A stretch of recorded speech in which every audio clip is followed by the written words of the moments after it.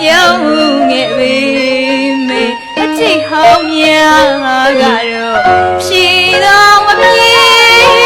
လားမြဲရဲ့မြေခပြီမို့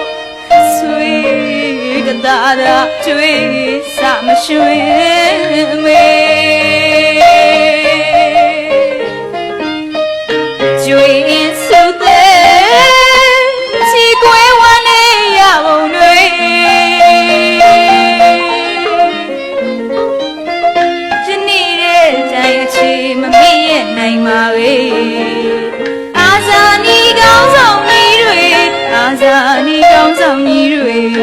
ကောင်းရာသူကတိရောက်ရှိရပြီဒီကဗျာနိစာခွေရေကတွေးရှုအလေးပြူရတယ်လေး